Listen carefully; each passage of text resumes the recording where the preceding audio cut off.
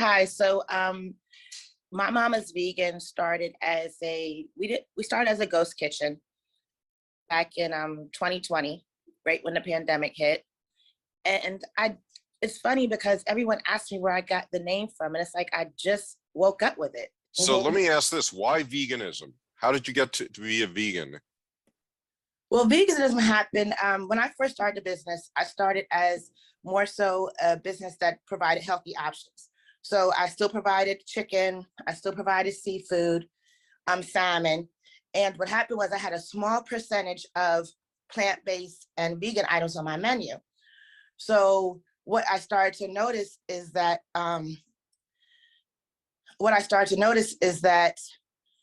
my customers started to gravitate toward the plant-based and vegan items more than they did the items that I was currently selling on the menu. And so when the pandemic started, I started My Mama's Vegan as a ghost kitchen just to test out the concept to see if this was something that would stay or if it was just a trend for right now. And my other business just kind of went away. And so it spread very quickly. And that's just what happened. And I started primarily because of my own health issues. I had started to gain a little bit of weight and, my high blood pressure and things like that. So I wanted to start eating healthy myself. And the more I started doing those things, the more I started researching food and finding out, just really getting into understanding food and how it really affects us. So that's how My Mama's Vegan also came about. No, now we have our own location. We've been there for a year. Got it. Okay. When I started the ghost kitchen, it was just myself. And then gradually it happened so fast. I was like at 2 employees. Next thing you know, I'm like, help, I need help. And it's 6. Yeah. And does your own location have a sit-down capacity, or is it just takeout? It's just takeout. During the warmer months, we do have tables and umbrellas that we put outside. And, part of what I'm looking to do is convert the back lot to be able to have more outdoor seating. Right. So if this business grows the way you would like it to go, where will you be in 5 years? In 5 years, we'll be franchised. That really is the route that I'm looking to take. I've made some changes with my menu. At one point we used to offer collard greens and a lot of different sides. And when I look ahead, I say, you know what?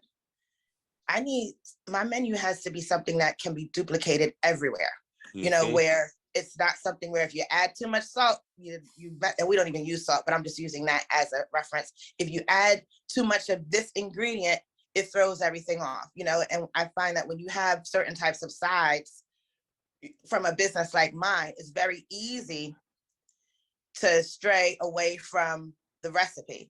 So I don't want anything that you can stray away from the recipe. It's burgers, it's tacos, it's cheesesteaks, it's things that can be made anywhere you go. Got it. Who would you say your primary clients are? I've been asked that before. And what I've noticed with this industry, the vegan plant-based industry, is everybody. I cannot just say, at one point you would say, oh, my client is between the age of 30 and 35. They live in this area. But we have people from all different walks of life who come into our building.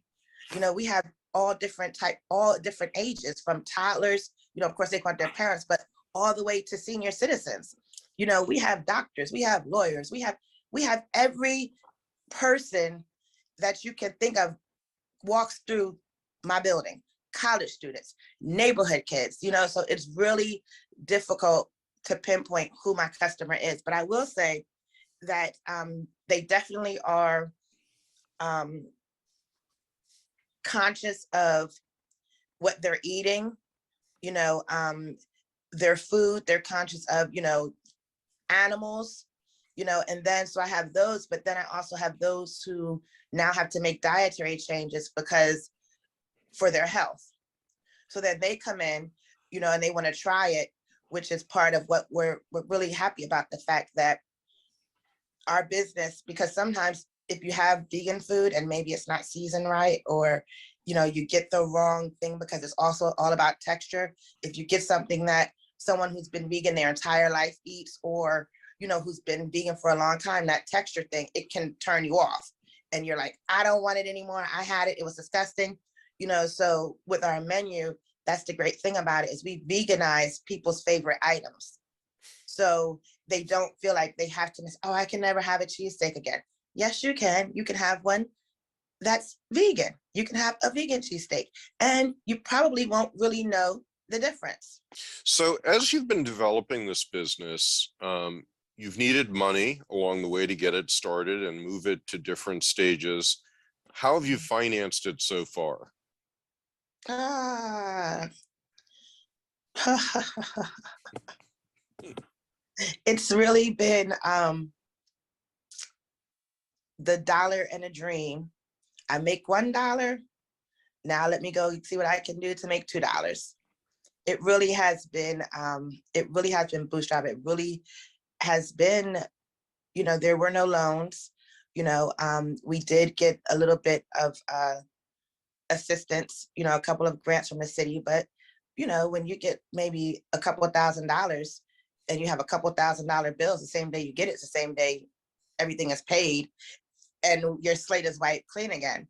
So it really has been, it's been things like, instead of buying for your inventory for the entire week, maybe you buy for a couple of days, and then you have to go back the next, in a couple of days and do your inventory. It really has been keeping a pulse on the business and purchasing as you need it, and really finding ways to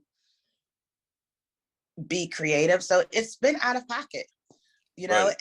and the one thing I will say is that I am pleased about the fact that I know a lot of times people have thousands of dollars of inventory sitting in their basement. There's times when that might work. Like maybe when the pandemic happens, like, great, you go downstairs and you have 100 cases of gloves. You're like, whew, I'm so glad that I stocked up.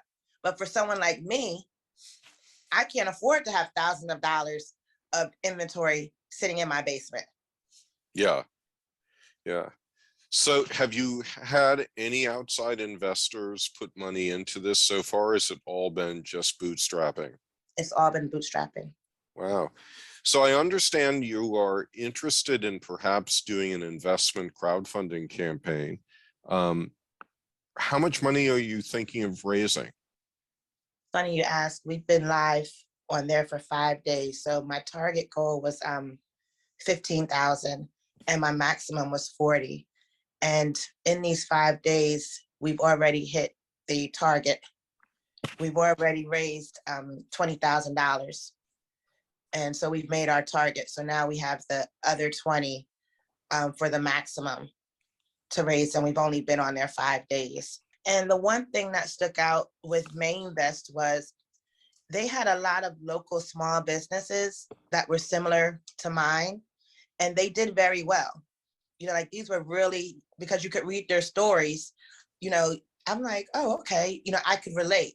So I really like the fact that they had, I could see cafes from other parts of the country, and you know what I mean? Like we were similar. So I felt as though this was going to be a great platform for us. And how much preparation did you have to do before getting this crowdfunding issue up on the site and ready? It really, was a lot of your financials, more so, really knowing your numbers. And they also have some great tools to be able to help you, with your forecast, looking at, they did a 5-year forecast of what your sales will be, inflation, some things that I had not even done. I mean, I can forecast my sales, but they looked at how much, what utilities would look like, and they really broke it down, and they put in, what your operational costs would be and what your profit would be. So you really had to have your numbers together. It really was about the numbers, and then of course, whatever maybe press you might have, and just things that you might want to use to help tell your story. So it really did not take a lot of time. I probably could have had it done in maybe a week if I didn't have the restaurant to run, but since I had the restaurant to run, it took me probably about 2 weeks to kind of get everything together. but it did not take a long time at all. And they walk you through everything. Did you have any significant out-of-pocket expenses in doing this? For Main Best? No.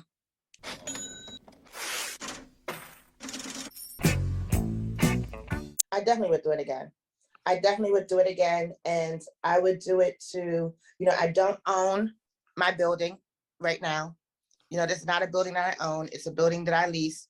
So I definitely would do it with the intention of purchasing my next location. Right. That would definitely be the route that I would take. Right. Okay. When you look at the people who did invest in your business, how many of them did you know? What percentage would you say are people you know or were fans of yours? I know for sure I know 2 of them. I Uh-huh. think I know 1 of them because I know that name and I know that they follow my business. So, but guarantee only 2. I know that there was one lady who sent a comment and she just thanked us so much and said, how appreciative she was when, she had moved from out of state and moved to our neighborhood community, and how, we really helped her with her journey of being a vegan. And she was just so appreciative and so thankful. So I've only know 2 for sure. I think I know a third one, but only 2. And the total number of investors in the offering so far is what? Is I feel like it is 18. 18. Okay. So it's a small percentage of people on your list. And what did you do with your network of friends and fans to sort of let them know that you were raising money? I sent out of course I posted on our social media. I'm putting the flyer together. Stephanie, oh, is it Wealth Builders? I can't. Community Okay. Wealth Builders, yeah. Community Wealth Builders. She gave me some great suggestions for me to do as far as putting flyers in the bags and making sure that I send out, a text message. And she gave me, some type of verbiage that works, something to say. So that's what I am in the process of doing. Got it. Sending out, we also keep one thing we do is we text all of our customers when their food is ready. So, we have that entire list so we can send out a text message, How many people are on that list? Oh, I can't even, thousands. Thousands. Okay. Yeah, thousands. So that may have been helpful in getting the word out. Absolutely. So last question. Other people watching this video maybe are thinking, is my business ready for crowdfunding? What would be the recommendations you would give to any business considering this?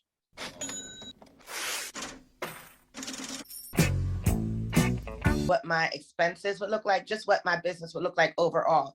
And you make so many mistakes when you first start, you waste a lot of money because you just don't know. So I would wait until and there's still a lot I don't know, but I would definitely wait until you have you have a little bit more footing on the ground, so you don't get the investment and then waste a lot of money. Like, perfect example, we wrap our sandwiches in a deli wrap, and then I wrap them in a foil cushion wrap. That stuff is a lot of money.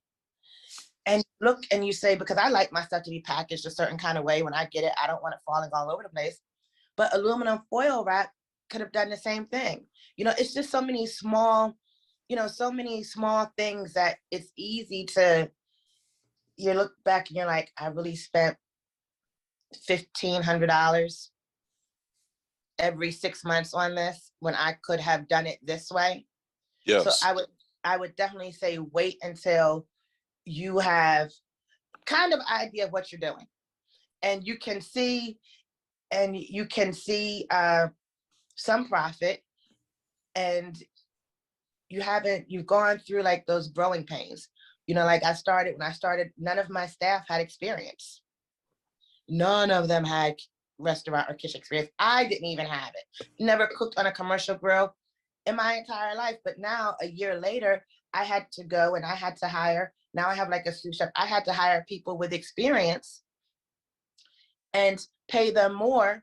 And in doing so, you look back and you're like, man, if I just would have known how much I could have saved, and how much I could have also, how much more I could have done. Because they now are they're used to that, you know, that sudden 3 hour, you're just jammed. They're Yes. used to that, and they have the capacity to be able to do that and push it out. Whereas, you know, my staff before, I'm like, oh my goodness, turn the tablets off, don't answer the phone. We had to stop because we were not used to being able to handle that, you know. So having an experienced staff, they develop a system in the kitchen, you know, that allows them to work together, and they push through. And I don't have to turn off the tablets. I don't have to stop answering the phones, you know, so we don't stop we don't stop making money. When you didn't have that stuff, you're like, okay, so for 2 hours, we took no phone orders and we took no online delivery orders. All we did was walk-ins. That's a big difference, Mhm. as opposed to having a staff that can push through it and you can still keep taking orders and still keep on rolling. So I definitely would say just wait. Just make sure that you know that your basics, that you understand at least the basics, and that when you do that, this is actually going to take you to the next level in your business.